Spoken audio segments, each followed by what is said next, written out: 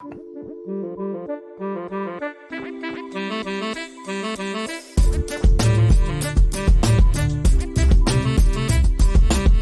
everyone, Scott Hansen here from NFL Red Zone. I hope you're checking out 1 hour of 5-Yard Rush, one of the best podcasts on NFL football in the UK.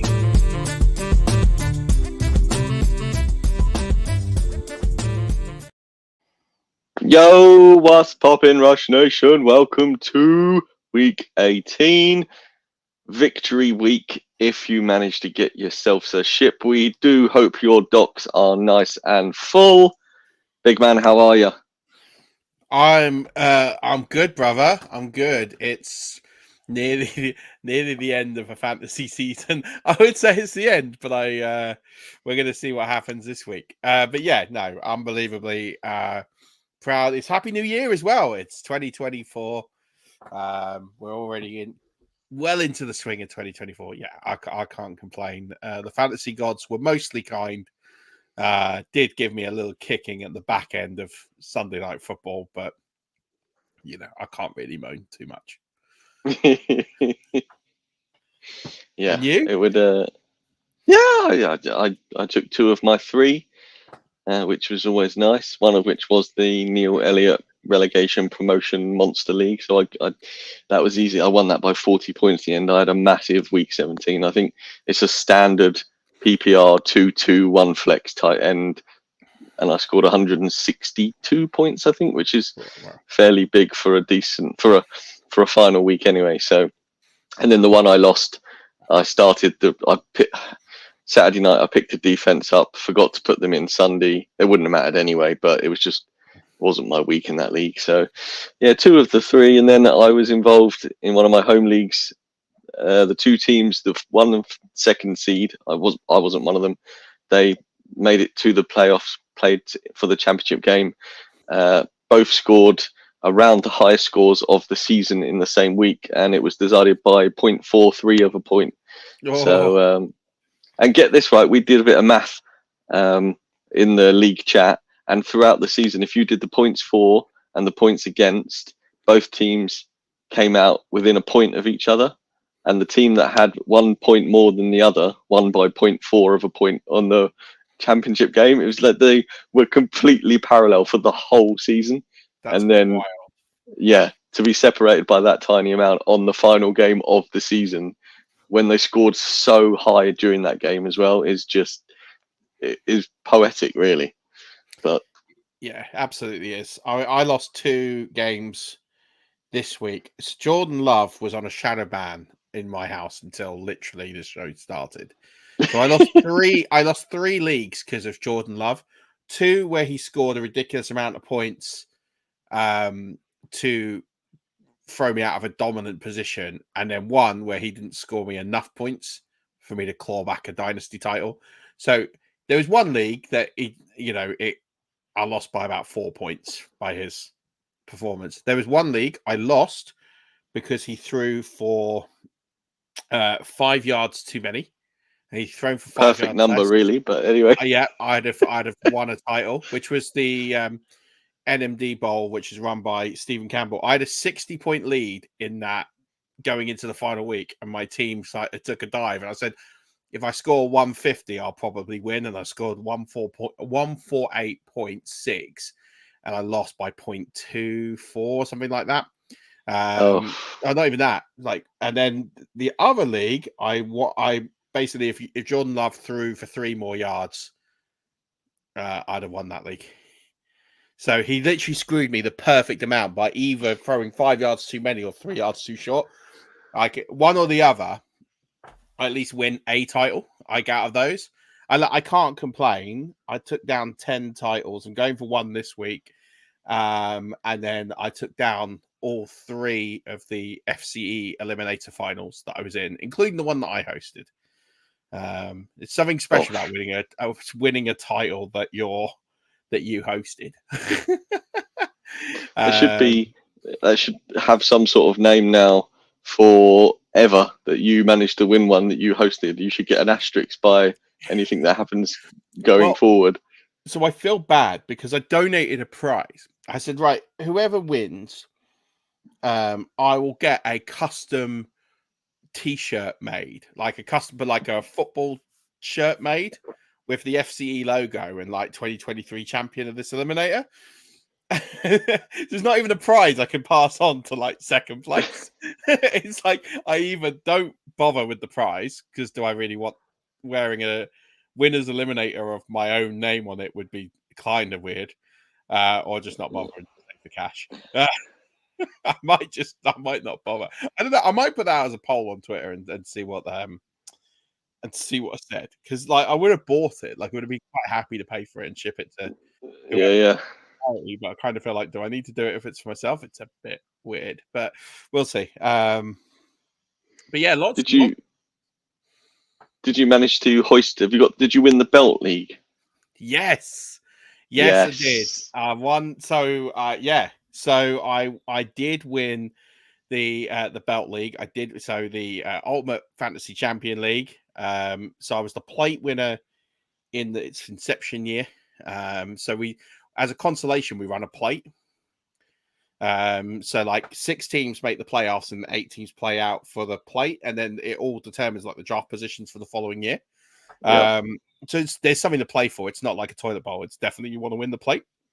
So I won the plate in the first year, did nothing in the second year. I think I made the playoffs and didn't get very far, and then hoisted it this year. Luckily, it was over before midnight. It was just around midnight that it was just about wrapping up that one. So nice. That was nice to win that. Sort of New Year was coming in. It was looking like that was going to happen, and then the champion of champions came in. So that one I kind of had a handle on it almost all the way through the final. Like it was pretty over by. I think James, who's our FSCC champion for 2022, conceded. He messaged me saying it wasn't looking good around 9 o'clock. And I was like, well, you just never know. But it wasn't the earliest concession I got. The earliest concession I got was in your home league. Poor Max. I feel for him. It was a domination of the final week, really. I think it was about 90 points. Yeah. I mean, Lamar went to town, right? So in that league, he did hoist me. So yeah, look, I had a very, very fruitful. I also, surprisingly, I was going into the 5-yard rush mid-season elimination contest in second place, and Kyron Williams doinked me a TD to take me into first place in the early window. And the guy in the late window had Mahomes and Kelsey. So he was projected to win, and then Mahomes and Kelsey stunk the place up.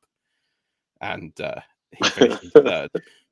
So it meant I took that one as well. So again, can't be too unhappy with the fantasy poll this year. The eliminators was cool. To win half of the eliminators that entered was pretty good. They did a leaderboard. So the one I had in Sigmund Bloom's league was 15th overall. So of all the fantasy eliminators, of all the teams in all the fantasy eliminators, which there's thousands, that one came 15th overall. It's pretty good. So yeah, it was a nice one. And then I get to play for Ship this week. No. Hey! No. Is it a dynasty league or is it a redraft? No, league? It's a redraft league. The commish messed up the settings. He openly he went, sorry boys, I messed up. So we've always preached for finishing a week early of whenever the last game of the season was because of teams sitting players and so forth, and then they added a game, so it was controversial as to when we should. Not controversial, but there was that one year where the fantasy community wasn't quite sure when their season should finish, and there was half doing this, half doing that, half bailed even harder and went a week earlier than normal because they weren't entirely sure and didn't want to get embroiled. And then today I was sat there and I saw a post, and this guy was saying, we spend all year prepping for the fantasy leagues we're in. We go through 17 weeks, and then week 18 is still the NFL regular season, and we just give up as if our knowledge stops at week 17 because people are sitting. And why is it any different to our preparation should prove that we're good at this enough to play players who are not playing normally, but would be playing week 18 and so forth. And he said, even in redraft and stuff, because it's redraft, you can just, for instance, Lamar Jackson this week might not be playing, so you can just drop him and then start whoever might well be the Ravens starter. And every single comment was, that's not how it happens. That's like not how it works. But fair play to this guy. I think there was 400 and something comments on this post, and he had individually replied to every comment. I was like, you are not going to win this, but no, fair play. So it was weird, right? In the old days when it was 16, it was a 17-week season, 16, you had leagues that played in week 17. You had a lot more. And then I feel like when it moved, people just ended their season in week 17. I don't know of many leagues. I put a poll out there. It was like 9% of people are playing this week. And I think some of those answered it thinking it was DFS. I disagree with that guy's take. And it's purely on the case of... But here's why, right? I understand, like, the logic of all of that is absolutely sound. But what you do is you turn week 18 into a luck league. It becomes complete. I'll give you an example. The league I am in week 18, right? I'm going to win this title, and it's going to be purely on luck. Well, it's not. I had the best team. I can't really sit, but in the final, I am very lucky in the sense that all of my players pretty much, with the exception of Kyron Williams, are playing. So, I have, Rashad White, Travis Etienne are playing for division titles. Jalen Hurts playing for division title. Justin Jefferson trying to play in the playoffs. Tyreek Hill playing for division title. Trey McBride's not really playing for anything, but he's not going to not play. Mike Evans playing for division title. Cowboys playing for division title. The guy I'm playing has McCaffrey, who's not going to play. He has Lamar Jackson, who's not going to play. Like, that's pure luck. Like, I might have won anyway. I don't like winning like that because effectively I can set, with the exception of Kyron Williams, my best lineup. This guy's got 4 players out, and it's not really through injury, or it's just the scenario of the way that the season is broken. Yep. And I don't like that. Like, I just don't think it stands in good stead for a final. Like, I think you want a final. Injuries is one thing, right? You can't control injuries. You can control when you finish your fantasy season. We know this scenario happens. I mean, we're going to talk about this in a minute with playoff teams. Both 1 seeds are locked, and there's only 3 division titles in play out of 8 this week, which is the NFC East, the AFC East. Oh, sorry, there's 4. The NFC East, the AFC East, the NFC South, and the AFC South. 4 division titles in play out of 8. Of the NFC East, both those teams are in the playoffs. So it's not got the same spice to it in the sense of both teams will potentially play it with some caution, knowing they're playing next week in the playoffs. But obviously there is an incentive. There's a home game. There's potentially 2 home games. If you win next week, you get the next home game before you might go on the road. So there is a big prize, but it's not like winner goes home or loser goes home. It's not like, oh, well, if the loser of that game is not making the playoffs, the loser of that game is going to go to Tampa Bay and be favorite on the road. Or if it's not Tampa Bay, I'm assuming it's going to be Tampa Bay because they're playing Carolina, but it could be Atlanta. Yeah. So look, it's one of those things, right? That I just think it's bad enough when a big injury costs you a title, when a schedule costs you a title. I can't get down with it. I can't sit there and say, and especially as that's going to happen. We kind of know coming into week 18 that players are going to get benched. We kind of know that. So yeah, there will be a number of players who get benched. Exactly that. And it's just, that's going to happen. So just take that out of the equation. Yeah. And if you win it because of someone gets injured, that is injuries. Like, that happens through the season. That cannot be controlled when the season ends in your league. That can be. My commission, that league, has owned up and said, it's on me, I messed up. I hit the wrong settings. None of us really picked up on it until week 14 or week 15. And it was like, it's kind of too late now to change it. Yeah. Because you've kind of got that setting set up. It's kind of too late. So we've agreed to play on, and it might lead to one more ship. We'll see what happens. But yeah, it's a tricky one. Is it a 2-week final? No, it's a 1 week final. It just literally everything got pushed back a week. Fair. Because I saw something ridiculous about Christian McCaffrey being in like 65% of teams in the finals, championship finals, had Christian McCaffrey or something stupid like that. And this guy's making it to a final and doesn't have Christian McCaffrey. Yeah, I mean, it's harsh, right? And the guy I'm playing has got Christian McCaffrey. That's what I'm saying. It's not how you want to win. It's not how you want to win. It's look, I've got the best team. I rank for him. I've got the best record. I rank on first in points scored by a fair bit. I'm not going to dismiss the title if I win it and go, well, that was just lucky. Because, you've got to be in that position. But at the same token, it doesn't sit fully right. I won't celebrate it in the same way I celebrate other victories because it feels slightly tainted. Because this guy's not going to be able to put his best lineup out. And I pretty much, with the exception of Kyron Williams, can. So it's like, he's got 4 players out, I've got 1. And it's not his fault. So... it is what it is. But I think all leagues should end on week 17. The dynasty argument, I kind of get a little bit more, especially in the deep league. If you're in a super deep league, I kind of understand that a little bit more when there's like very little on the waiver wire anyway, and then it's just picking quarterbacks, and it's like maybe one position might be skewed, but it's not too bad. Yeah, I would choose not to do it, but fine. But then I also don't tell people how to play fantasy football. So it's kind of like up to you how you want to do it, but just let's try and not do it again. Yeah, for sure. We've got some housekeeping to do, Murph, concerning the FFCC and Charity of the Year. So going to open up FFCC 2024 Year 6 registrations, maybe tomorrow, hopefully tomorrow, if not, it'll be early next week. Congratulations to our winner, Earl English, who lives in just outside Orlando, Florida. He knocked me out in round 1. Nice. Yeah.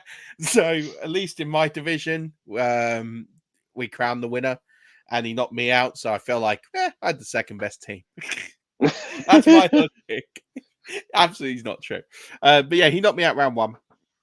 Fair play to him. Fair play to Brian Drake, friend of the show, Brian Drake, who took home the first ever Intercontinental Plate Championship. So what was different this year?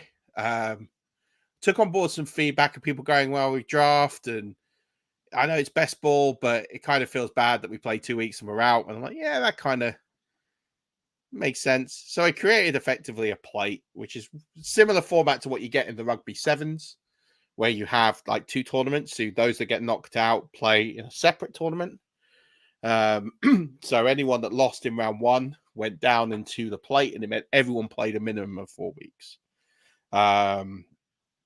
So that was quite cool. I think it was pretty much received with welcome, and I think people really enjoyed that format, and I think it just added a new dimension to it. So I'm glad we did it. We're going to do it again next year. So Brian Drake won the plate. So those guys did really well. So this year, we're going to be raising money for Crohn's and Colitis UK. I've been very open about my struggles with ulcerative colitis. There's a few in the group. I'm not going to name people who have loved ones who are affected by this condition as well. There's people I've reached out to in Twitter in the last year, since I've been quite open about my diagnosis, who have reached out, but they're an incredible organization, probably slightly bigger than any charity we've run, but they've been incredible help in supporting me and introducing me into groups of people that have become a support network. So they sponsor like meetups and stuff. So you can go and meet other people. And at some point, I'm probably going to have bowel surgery and have a colostomy bag. whether temporary or for the rest of my life remains to be seen. And to meet people that have gone through that procedure kind of just put me a bit more at ease. And like meeting people that have gone through it and said, actually, it's life-changing, but for the better. Yes, it's a bit of a faff to get used to, but you get your life back. You're not on a restrictive diet. You can kind of go back to drinking. You can actually lead a very, very normal life with a colostomy bag. And when you meet people who go through that, you think, okay, that's after the recovery and the surgery, which is pretty graphic, but you can get on the right track. So we're gonna sponsor for them, which is great. It means a lot to me. I'm touched that our group voted for it. I didn't want to make that unified decision myself. That would be a bit disingenuous. So I was glad that we voted for it. So we're going to raise money for them. It will open hopefully tomorrow. And in line with that, I will also kick off, as usual, our playoff leagues. So I'll run some playoff leagues on my fantasy league. I know it's a dirty word for some in the UK community, but they're the only ones that do playoff leagues. No one else does. So don't at me. It is what it is. So we'll do some playoff leagues, which will be cool, and we'll run different formats for that. So yeah, we'll do playoffs. We'll kick that off next week. So just keep an eye on the Twitter at Murf_NFL or at Elon Musk's Fun Ground. Elon Musk, get him involved. Just get Elon involved, right? Tell us for a good cause. Hey, he can match whatever we raise, right? He's got the money lying around. So yeah, I think he sneezes that amount. Probably. I brings me on to a good point, which I'll remember in just a second. So yeah, just follow everything I do on the X machine, and yeah, all those details will hopefully come out tomorrow. Just got to set up the pages, etc., and start getting that ball rolling. So, but that does remind me of the incredible David Tepper. Who did you read about this week? Who threw a drink over a Panthers fan? I did, yeah. Yeah. So he was fined, I believe it was $200,000. So that's one heck of an expensive drink. Which someone worked out, I think it was NFL memes. It might be somewhere else. So apologies if I got the accreditation wrong. That by working that out on a net worth that he's got of 20 billion, they worked it out to the average, what the average American earns, and effectively that's the equivalent of finding the average American $1.77. That's ridiculous. There you go. So you think, it's quite an enormous fine, but at the same token, it's also not that much in the comparison of it. So yeah, that's crazy to think that amount of money can equate to. It's the same sort of thing when you see Elon Musk's, or who's the Amazon guy, Jeff Bezos' wealth in rice grains, and you see what one rice grain is worth compared to, you might have 5 rice grains as your overall lifetime's worth, and then Jeff Bezos comes along with like an Arctic lorry tipped out, and you think, well, this is an incredible difference. And it really is, man. It's dark, isn't it? But it's at the same point, it's all fun. It is fun. How why did he pour it over them? I guess they were giving him some stick, right? Yeah, I think so. It's not the first time he's done something like this. I think he's got a very short fuse. Well, I mean, to be fair, at £1.70 a sling, you just do whatever you want, right? I don't know. I think if he had his time again, I don't think he's chucking it for 200 grand. So that's an expensive drink. Yes. 50 grand, he might have done it. 200 grand, probably. Even for a rich man, 200 grand's a lot of money. Yeah, fair. It's fair. What anything else in this housekeeping section, Murph, you want to crack into before we get to this week 18 news, which is devastating for anybody playing fantasy? Yeah, I thought I'd just take the time to congratulate all the winners of all of our leagues this year. So already congratulated Earl and Brian, who won the FFCC and the FFCC plate. So I'll run through all the tournaments we did and all the champions. I promise I won't take too long. I obviously, as I mentioned, took home the champion of champions. I also took down the PPR listener league, beating my good buddy Chris Budge by a bit. I also took home the Superflex Standard League as well by a bit. It seemed to be if I won big. If I lost close for the most part. The Guillotine and the newer 5-Yard Dynasty League, which is run by the actual 5-Yard Dynasty team, were won by James Collier. That's at JLez on Twitter. I'm not going to do all the Twitters, actually. But James Collier won both of those. Our auction was won by Will Day. Our IDP Plus League was won by James Spavin. Our Rules Mania League was run by Mickey O'Connell. Mickey also took home the eliminator I ran for, wasn't a 5-yard thing, for Matt Cullen, whose dad we raised money for to get repatriated. So he took down that league as well. The Franchise Flex Frenzy League was taken down by Sean McCormick. The Standard League was taken down by our good own Stacey Cochran, who writes our waiver wire column every week. Superflex PPR League by Robbie Smith. Our tier PPR by Peter Gunn. Our Superflex Tight End Premier League by Bill Sherler, who also took down our Patreon League as well. And then our Dynasty League OG, which was the original Dynasty League, I think it's in year 5 now, was won by good old lucky fantasy guy Martin Weeks, former champion of champions. He's taken down quite a few of our leagues. So shout out to all of those. And then, the 5-Yard Rush Elimination League was also won by myself. So shout out to Jay Goody, who I beat by just a couple of points on that. I doinked it with a Kyron Williams touchdown in the early window. Both our teams were set at the early window. Nice. So congratulations to all of those. Champion of Champions 2024. Most of those will receive an invite to the Champions of Champions 2024. The format this year was, I've got to say, it's fire. I think it was probably the best format we've done for it. It was basically a league where the waivers were closed. So every 2 weeks, there was a draft that was held that was effectively a supplemental draft. And every week, you had to drop a player from your lineup to fill up the supplemental draft, except kickers or defenses.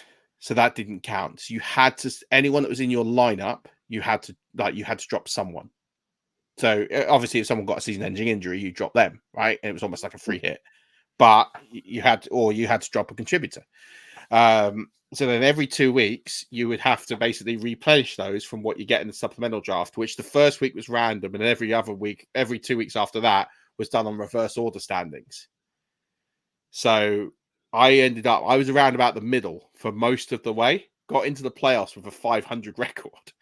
Nice. But I stashed, say, someone dropped Justin Jefferson when he got injured, and I picked him up in the supplemental and stashed him, and then he won me week 15 or week 16. He won one of those weeks. He went off, doinked me a win, and then week 17 he didn't do much, but didn't need him to. I had Kyler Murray, who I stashed for however long at the start. And he came good. And when all the quarterbacks went down, obviously, then I had Josh Allen and Kyler Murray. So I was kind of set at QB, whereas others were having to start Aiden O'Connell or Nick Mullins or whoever else they had to do. So it was rough. So a lot of things had to go your way. The other element that's really cool is every owner had 3 what we call time machine tokens. So this is wild. Yeah, it's so wild. So basically, you played 2 games every week. You played against your opponent and you played against the league median for an extra win. And then you had these 3 time machine tokens you could use in the regular season only. And effectively, that allowed you to swap out a player from your starting lineup onto your bench in the same position. So obviously, if it was a flex player, you could put anyone in. But if it was a wide receiver, you had to put a wide receiver in. So it meant that you didn't have that miss out of, oh my God, I should have started this player who scored 40 points on my bench. But then you had to calculate. It was basically like blind. You didn't know when anyone else played them. So, like in my case, we had a deputy commissioner who was Lee, who myself and my opponent would submit to, so I didn't know they played one. Right. But for everyone else, obviously, I knew who was playing them and who wasn't, but wouldn't ship that information. And then when 8 o'clock came on Tuesday, that's when I'd update all the scores and anyone that used the token. So you could have thought you'd won a week, and then you actually might wake up and find out that you lost a week because someone used the token. Or you can have the scenario where actually, I think it happened to Rob and Pitsy just joined in. It's almost like perfect timing. Where they used the token and their opponent used the token. So they used the token thinking they were going to turn a loss into a win, and then their opponent also used the token in the same week to cover the token usage. I never want any part of that ever. It's so good. I think it was really well received. It is mental, but it is. I think it just adds different layers of strategy. You only get 3. As Bitsy said, that one hurt. Yeah, it is a bit wild, but it's fun. Like, I think it adds a new layer of strategy to it, and it also means that it's going to weed out those that aren't active. Yeah, because if you're not active, you're not going to use the tokens, and you're not going to be great in or sharp on the supplemental draft. So, yeah. and that's where the leagues were won. Like, those who did well in the supplemental drafts, got there. So yeah, absolute wild format. Loved it. We're going to keep it next year because I just think it adds a whole new layer of strategy. So we've done some wild formats in the past in that one, but yeah, I think that one we might keep for next year. That's way too much for me. It's just I want the champion of champions to be the ultimate test. Like, I want the winner to feel like that, because it's a 2-year competition, effectively, the champion of champions. Because you have to win a listener league to get in, and then you've got to win the champions of champions. I want it to be the ultimate test in fantasy football. I don't disagree with your motives and allocation of skill and requirements. I just couldn't do it. I don't think I've got the nous to be able to contribute for the whole year in a successful manner. It's a bit of everything, but I think it sounds fantastic. I think it just would hurt me. Like, my brain would actually internally bleed trying to work it out. It's actually easier on the platform than I've probably made it sound, but it is good fun. No, yeah. It sounds good. It's just a lot. It's a lot. Should we talk some week 18? Yes, sir. Let's talk week 18. Don't play in week 18. There you go. Don't play in week 18. Do you know what? I very, very, very Pitsy said Rob was the hero. He was on top of it for our team. He was much better than me. I think that's selling yourself a bit short, Pitsy, to be honest, but there you go. Yeah, week 18. Yeah, don't play in week 18, as we've kind of already discussed. There's lots of players and teams out. There's no, the Rams are going to play Puka Nacua because he's very close to the rookie season record. So he will play, but I don't think you're going to see much of Stafford, Cup, Kyron Williams. I think you're going to see a lot of players. Haven't they already said Carson Wentz is going to start? Yeah, so fire up Carson Wentz. Really is 2023, isn't it? No, it's 24, bruh. Oh, well, that's it. Well, it's still the 23 season. That's my logic on it. Patrick Mahomes, Travis Kelce are hitting the bench this week. We've already talked about Lamar Jackson. Yeah. You see, Travis Kelce only needs 16 yards to get to his whatever it is, 8th 1,000-yard season or something. Oh, well, then he might play then. So then maybe he does come out and do that. I didn't think he was, but maybe he is. So, okay. So I know Mahomes is definitely not playing. They've already called Blaine Gabbert up. Former first-round pick, Blaine Gabbert, ladies and gentlemen, is going to be playing. No Lamar. Don't think you'll see many of theirs. No 49ers, no Christian McCaffrey. We've talked about no Brock Purdy either. So, yeah, it's going to be rough. I would say really, I put in here, it's going to be a bloodbath. I think it really is. I think you're going to have to watch, if you're playing, you're going to have to watch those lineups. I think DFS, I'm not a DFS guy. I imagine you're gonna have to play more chalk than you would normally, because I think it's gonna be very hard to pick a contrarian lineup unless you're really banking on one of these backup QBs to just go proper YOLO. Yeah. I just think it's going to be tough. I think it's going to be a tough week to call.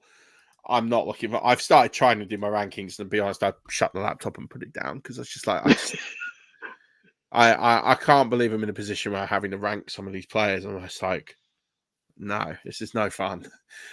Silly. It is quite silly. So, speaking of silly, let's talk about the Pro Bowl. What an absolute disgrace the Pro Bowl is, by the way. And then we talk about it every single year. How did Buda Baker make the Pro Bowl? Like this, someone has to explain this to me. That Buda Baker of Arizona makes the Pro Bowl over Anton Winfield Jr., who's one of the candidates for. He's not going to win it, but he's one of the candidates for Defensive Player of the Year, not going to the Pro Bowl. Don't understand it. I don't understand it at all. There's a Colts player, a lineman for the Colts, who is 4th overall in the league and 2nd in his division, and he didn't get a single vote. Yeah, it's madness. it's just stupid. It's all down to like TV markets, right? And what gets on there. So let's pull up the AFC Pro Bowl roster. It's literally loading on my phone. So the AFC Pro Bowl roster, right? There's some people here I'm not gonna quibble, right? I'm not gonna quibble Lamar Jackson, Patrick Mahomes, or Tua. Although Tua was the leading vote taker over Lamar Jackson, which is clearly just a popular vote, right? Of Miami being bigger than Baltimore. Running backs with Raheem Mostert, got no complaint on that. James Cook, yeah. Derrick Henry, I'm a bit surprised he got in. Fullback, Alex Ingold, whatever. Fullback doesn't, without being overall, doesn't matter. It's harsh, but it doesn't. Let's keep it real. Travis Kelce gets into the Pro Bowl, which okay, fine. Tyreek Hill, Mari Cooper, Keenan Allen, Jamal Chase. Actually, I can't really argue that. David Njoku got there, which fine. Tackles, Laramie Tunsil, Dion Dawkins, and Teron Amstead. Don't mind that.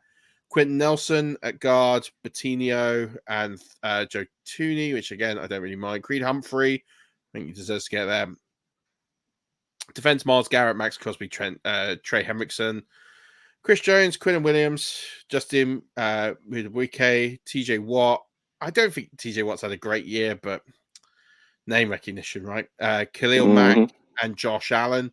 Roquan Swift, Patrick Queen, Patrick Surtain, Sauce Gardner. Again, don't think Sauce Gardner's had a great year. He's certainly not as good as last year. Jalen Ramsey's missed over half a season with his injury and yet makes the Pro Bowl. Name recognition, right? Denzel Ward, fine. Justin Simmons, Minka Fitzpatrick. Justin Tucker is the kicker in the AFC. I'm not sure I'm having that this year. Although Marvin Mims, you'd be mad. Your boy Marvin Mims is in there. So, you know. Yeah, no, that's fine. How scary is that Ravens defense that they managed to get the strong safety and both inside middle linebackers? Right, ridiculous. Their D is so good. It's so good. Yeah. NFC, I've got some issues here. Matt Stafford to the Pro Bowl. I'm not sure I'm having that because he's turned up for the second half of the season. I'm not sure I'm having Matt Stafford. Mind you, have you seen who the alternate is? The alternate's Baker Mayfield, which kind of tells you everything you need to know about the AFC, that 2 of the 4 best quarterbacks, according to the Pro Bowl, are Matt Stafford and Baker Mayfield. Okay. Running back Christian McCaffrey. DeAndre Swift, don't agree with at all. Don't think he's been that good this season. How is Jamar Gibbs not in there? Don't know. David Montgomery, or one of them? Like, how is one of them not in there? Like, you can make a case for one over the other. I'm all on board with Kyren Williams being in there. How is Rachaad White not in there? Like, there's just over DeAndre Swift. I'm not having DeAndre Swift in there. I'm sorry. Sorry, Eagles fans. I don't think he's been that good. He's been fine, but he's pretty much run off. He's run off a cliff. Carl Juszczyk, whatever, fullback. Wide receivers, CeeDee Lamb, AJ Brown, Mike Evans, Puka Nacua. That's hard to argue against, really, to be honest. AJ Brown is probably the only one there. I go,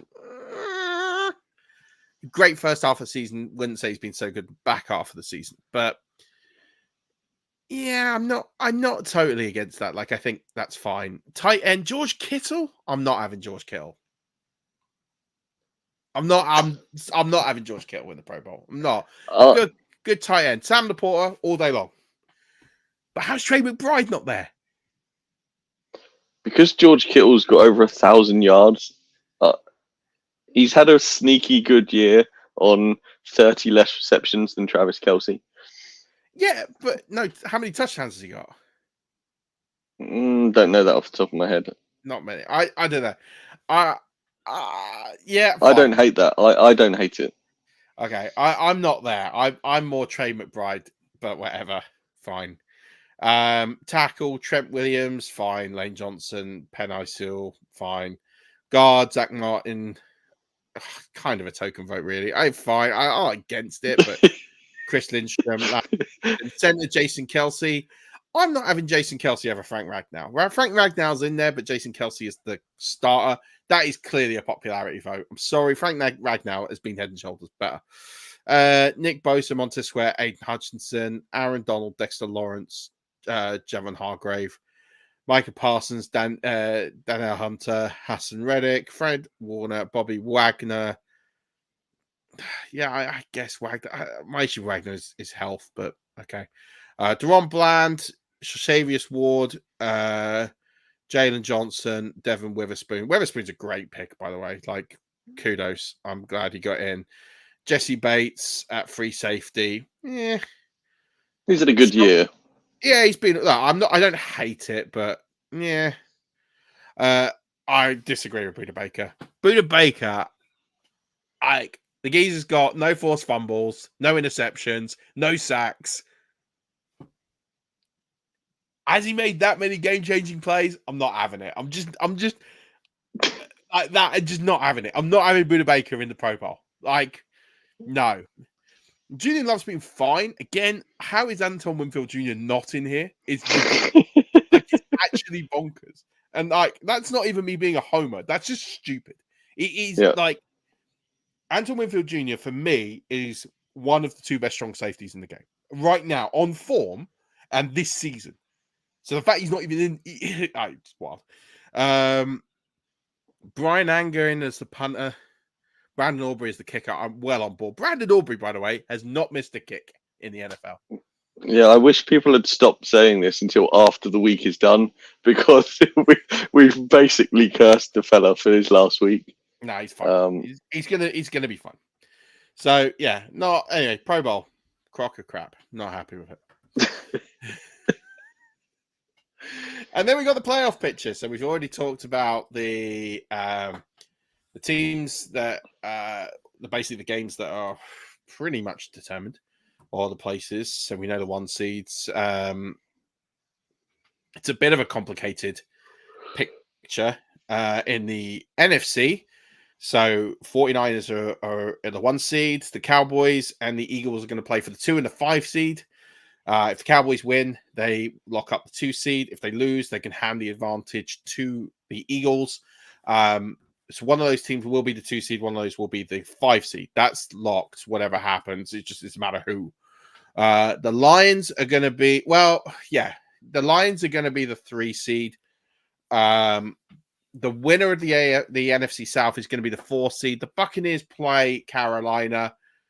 You'd like to think that the Bucs will get that done. I think this is how I know that the NFL does not value the NFC. You have the Vikings and the Saints playing each other, where both of them are in playoff contention. The loser is out and pretty much eliminated, or is eliminated 100%. The winner has to wait on the result for the Buccaneers and the Panthers game. Now, they should have put that game on Saturday night, because I think that's 2 meaningful teams playing for a meaningful game. And instead, they put the Ravens, who have got absolutely nothing to play for. Yeah. So well done, NFL. We're gonna watch backups of the Ravens. And I love the Ravens. I've got nothing against the Ravens. I just why we're gonna have to watch the Ravens backups on national television is just whatever. Fine. And then you've got the Rams are in. They're likely to have locked the 6th seed. I think there's a chance they could go to the 7th seed, but I think it needs a wacky amount of permutations. And then you have the 7th seed is currently the Packers, but the Seahawks, the Saints, the Vikings, and the Falcons are all still alive. So you've got 12 of the 16 teams in the NFC still alive. So quite wild. There's a number of scenarios but going around to determine what happens. But the Cowboys do have Washington, who are on pace for the 2 seed for the second round, the second pick in the playoff in the draft, and the Eagles have the Giants. I expect both those teams to win. The only thing I can see happening is if the Cowboys are like en route to blow out the Commanders, I can see a scenario where the Eagles look at it and like, oh, well, the Cowboys are up by like 30 or 25 or whatever it is. So we'll just start benching players, and then the Giants just pull a miraculous comeback off. Like, I can see that scenario happening, but yeah. And then you've got in the AFC, Ravens are not the 1 seed. The 3 seed is likely to be the Chiefs. In fact, it will be the Chiefs no matter what. Sorry, because if the Bills beat the Dolphins, the Bills move to the 6th seed, and the Bills take the division, and they're playing head to head. Yeah, that's gonna be a great game. And then you have a 3-way tie in the South between the Jags, the Colts, and the Texans. Who thought the AFC South would be that competitive this year? 3 teams, 3 teams going for the playoffs, all with winning records. The Colts have done it without Anthony Richardson, have done it with Gardner Minshew. The Texans have come from the worst record, basically, or the second worst record in back-to-back years. I think they have 5 wins, 6 wins combined in the last 2 years, and they've pulled 9 this year with rookies like CJ Stroud and Will Anderson Jr. Like, kudos to them. The Steelers are still alive. They're in the 9 seed. Yeah, there's all sorts going on there. But, I mean, fair play to Buffalo, right? So Buffalo have reeled off 4 straight. And if they win and beat the Dolphins, they would have rattled off 5 straight to win the division. It's pretty good. Well, there'd be a team that nobody wants to play. And yet, you know, we're talking about mid-season. The press was talking about McDermott might go, Allen's washed. You know, everyone was talking about this team and was down on them. And then look at them now. Yeah, and they face a Miami team who are pretty useless against teams with a record above 500. I mean, they did beat Dallas. They did, but then they got shellacked by the Ravens. I mean, that was embarrassing. But then the Ravens shellacked San Francisco. But, I mean, to drop 50 points, that's quite bad. It's not quite 70 bad, but hey. No. Yeah. So it's going to be an interesting week. There's going to be some good games on. I was looking at the schedule, and if I'm right in thinking that Red Zone second half of the evening, I don't think is particularly strong. The late window is you've got that Commanders, Cowboys, Eagles, Giants, which, okay, there's something on that. Raiders, Broncos, which has got nothing riding on it.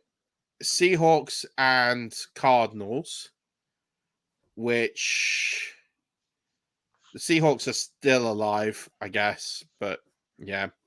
Rams, 49ers, which has nothing on it. And Chargers, Chiefs, which has nothing on it. And then they say the best alive. Dolphins, Bills is Sunday Night Football. So it's like that. That's quite good because at that point they know what's needed, don't they? Yeah. So, I missed Packers, Bears. So you have got teams that are playing for something, but you haven't got. For me, there's just not those. Like, I guess they're important because they all feature. Like some of those games feature a team that is playing for it, but like Commanders Cowboys is not going to be that close. I don't think. I don't think the Eagles Giants is going to be that close. Packers Bears is going to be a good game, I suppose, but I think that's probably the only game. Maybe Seahawks Cardinals could be quite good. I'm not.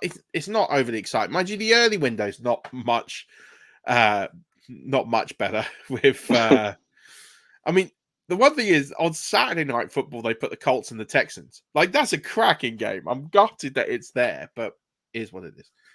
The early window is Lions Vikings. Vikings are playing to be alive. Titans Jags. I mean, Jags are playing to be alive. Saints Falcons is a great game. Jets Patriots. No one cares. Sorry. Bengals Browns. No one cares. This is rough. Yeah, and then you got Panthers and Buccaneers.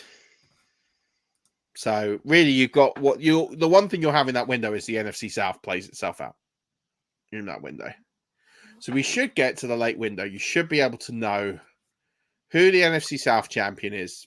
We'll know before then if the Steelers are going to get it, have a shot to be alive. We'll have a good idea on who's going to compete with the Jaguars for the AFC South title. So by the early window, the AFC South title will be wrapped up. The NFC South title will be wrapped up. And then we'll go into that final slate and crown the NFC East champion. And then we'll have the AFC East champion crowned on Sunday Night Football. It does stagger quite well knowing who's doing what. It's just not exciting all at once, is it? Yeah. I think it's a strange one, but it should be good fun regardless. I mean, it is the... But yeah, we'll see what happens. 100%. Right, Murph, let's do some victory parading. Victory parade. That's it. It's what we're here for. It's what everyone's tuned in for and waited patiently for. So I'm going to do some screen sharing as we go through, basically. This will be good. I'll start with mine, because why not? I'll start with my Champion of Champions roster. Sorry, James. Sorry, bud, but I'm going to share this one. Champion of Champions roster. Yeah, I mean, this one was done early thanks to Travis Etienne, Devontae Adams, who went ham after going missing in week 16. They pretty much clinched it for me and were pretty staples through this. Kyler Murray did a good job here as well. I took the Jets D at the start of the playoffs, so they did me a good solid. Cameron Dicker went massive in week 16, so he was pretty low there, but I'm pretty happy with this. I was a bit worried about putting DeMarcus Robinson in here, but he did produce 92 yards for me, so it was the right call. It was between him and the Gus Bus. Pretty much got my lineup set perfectly. Jake Ferguson instead of Brian Robinson cost me like 2 points. I think that's probably the only mistake I made. But yeah, quite blessed to have got that lineup set and sorted quite quickly. I knew Tua would be trouble, as we talked about on the show, and then he got unfortunate with people like Osborne not showing up, Dubs not showing up, Judy didn't produce as much as he should have done. Singletree was a bit low. Didn't like Harris going off, but yeah. So proud of that one. We got some other lineups we're going to do now. Just as well you didn't sit Devontae Adams being a stud, Murph. I know, right? Imagine if I had done, right? I'd have got in trouble. Some people must have done. Somebody must have sat Devontae Adams after his squalid weeks. Yeah, I'm sure there was a few. All right.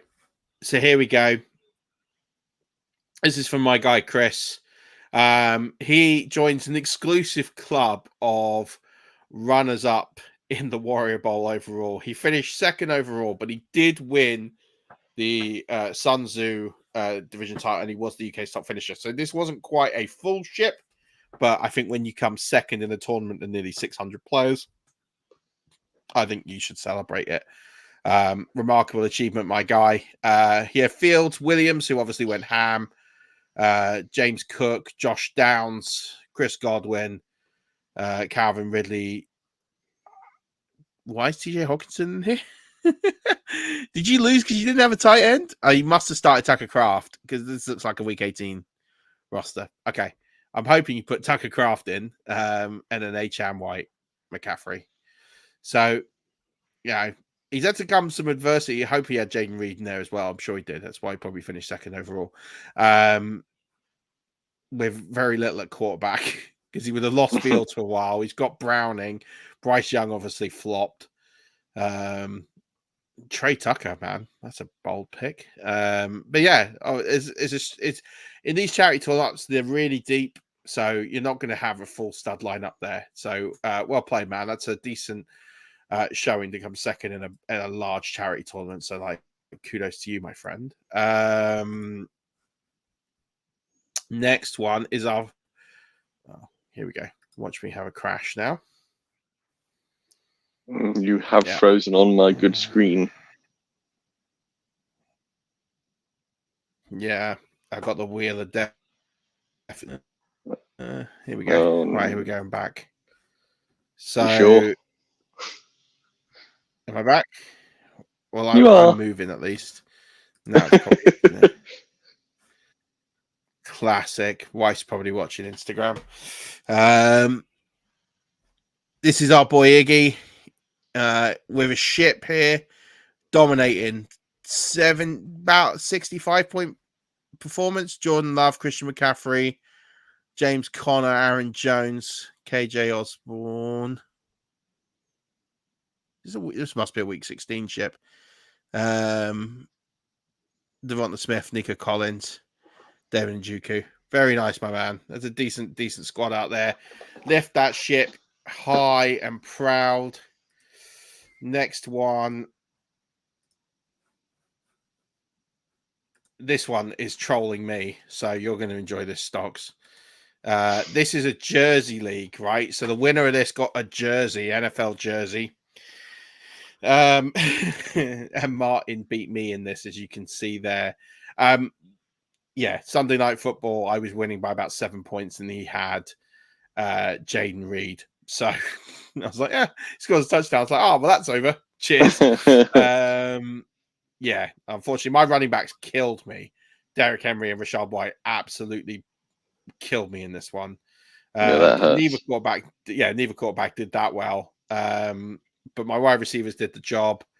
Cole Kmet at tight end didn't do me any favors. I did pick up a tight end in Cade Otton, who was the best available out there. So, but then I saw Kmet was playing, so I thought, I'll roll the dice. It cost me 3 points. I was still lost by 20, so I can't really 25 points. So, didn't cost me a ship, that decision. But yeah, I did have Zamir White, who did put in a steady performance, but not against Brandon Ayuk. So, well played, Martin. He wants to hold on he doesn't want to claim the prize yet because he's hoping that the Dolphins will win a Super Bowl. I said, that's fine. I will collect the interest on when the Dolphins, for all the years until the Dolphins win the Super Bowl, which will be about 2059. So I'll earn the interest. That will definitely pay for a shirt in its own right. So I'll make profit on it. That's a cruel joke to Dolphins fans, but it felt one had to be done. More for the victory parade. My guy, Matt Cullen, he won a salary dynasty league. So it's not just a dynasty league. It's one that has salary in it. I didn't put his lineup in here. He's just showing a picture of him beating Alan Sampson by 12 points. So, and he had to overcome. Alan did have Jordan Love, as you can see here. So, 1 seed versus 4 seeds. So nice to see a 1 seed bring home a ship. So kudos, my man. Nice job there. Our guy Jack is next.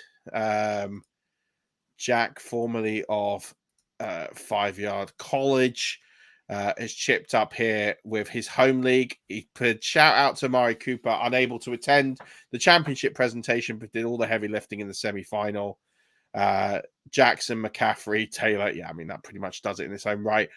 Higgins, Lamb went ham, didn't he? 40 points. And Juku, That is Connor, a filthy lineup.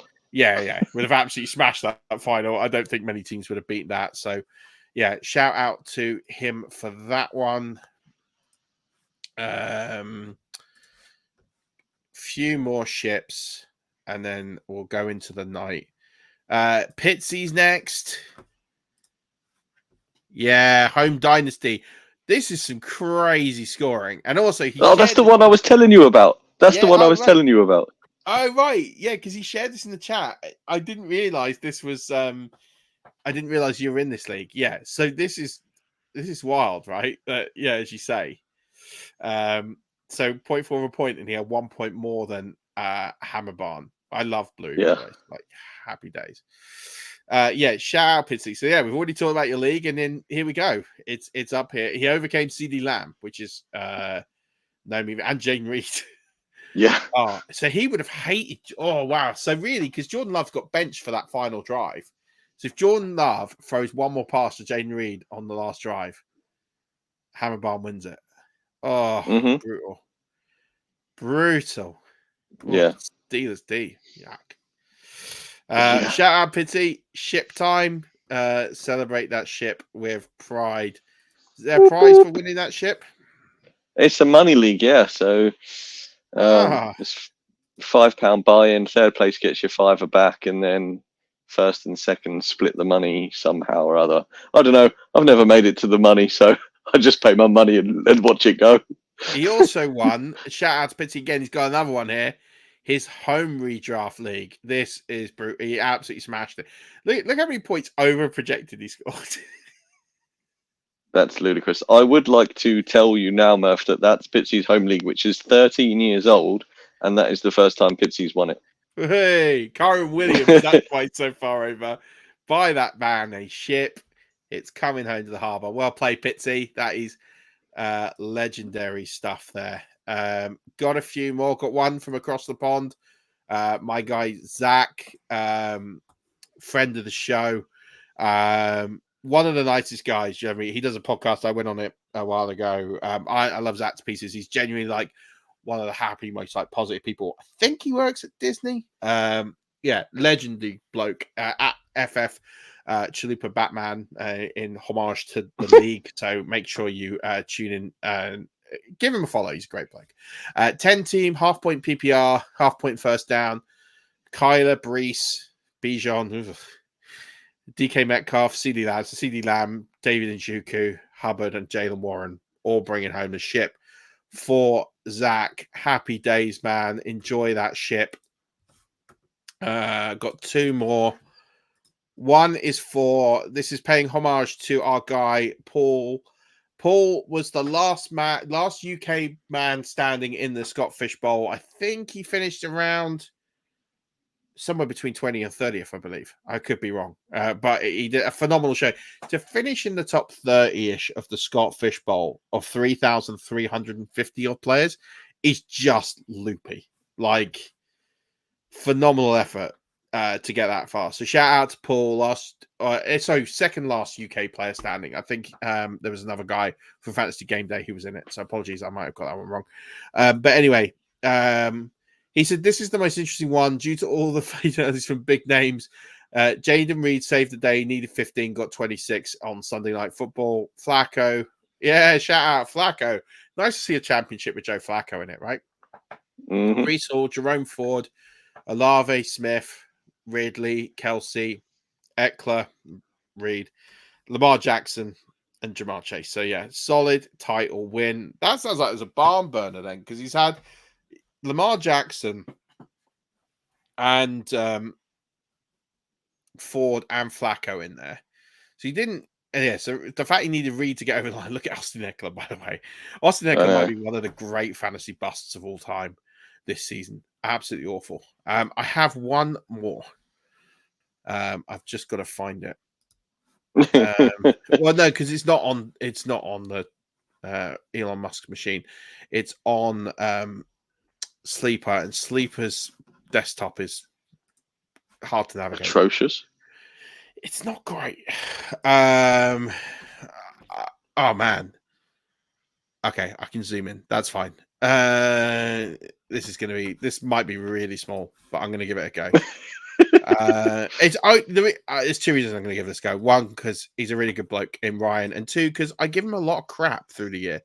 So I want to feel like I'm like paying it back a little bit. I might need to zoom this in a little bit. Right. Can I scroll? It's not even gonna let me scroll across, is it? No. I love Sleeper. It's so great. Right. That's the best it's gonna be. I'll read it out. Joe Flacco, he says, Joe Flacco leading him to a ship. Jerome Ford, Christian McCaffrey, Nico Collins, Mike Evans, Isaiah Likely, T. Higgins, Jake Elliott, the Seattle Seahawks D. It's also some IDP in here, which is nice to see.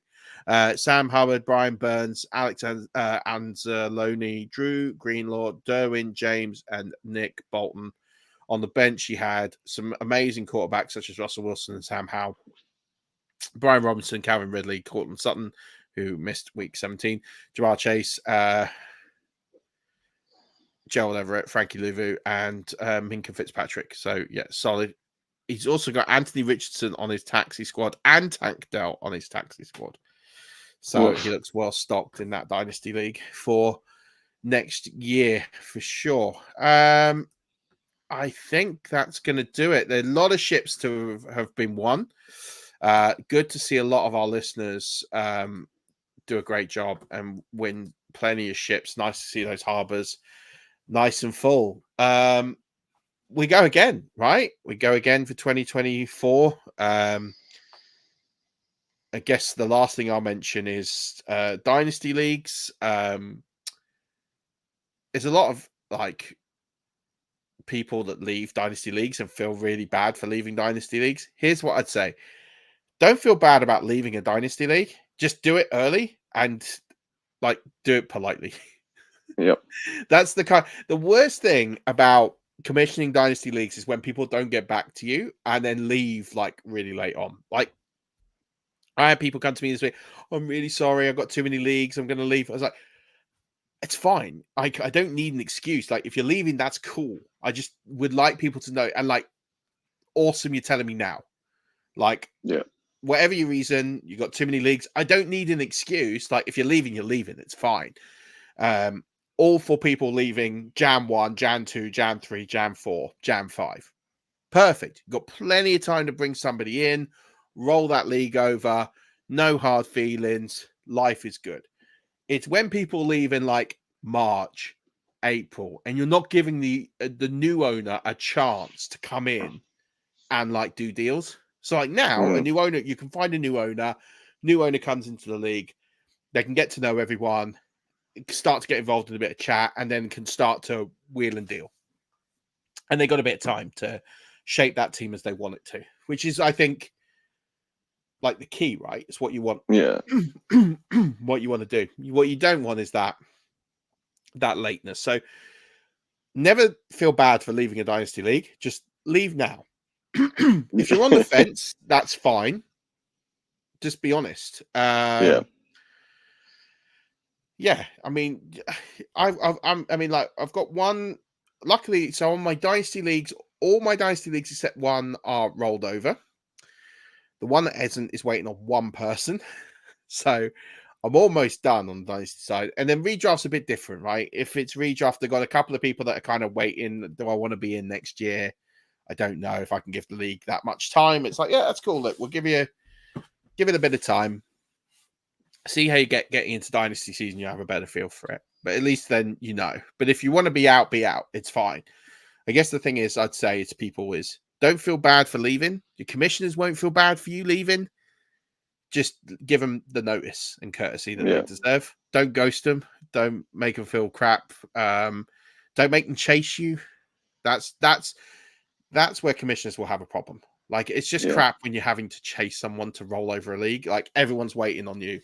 What are you doing? And then on payouts, get those prizes paid. It's getting paid out. It's nothing worse than having competitions and having leagues where the prizes aren't paid out. Stuff like our listener leagues, that takes a bit of time. We've got to get all the details, then we've got to order, and we're waiting on suppliers, and then we've got to ship, and there's national shipping, and it does take a while, but at least we get started on that process early. But in all the leagues I'm running, I can safely say that about 95% of the prizes are in flight.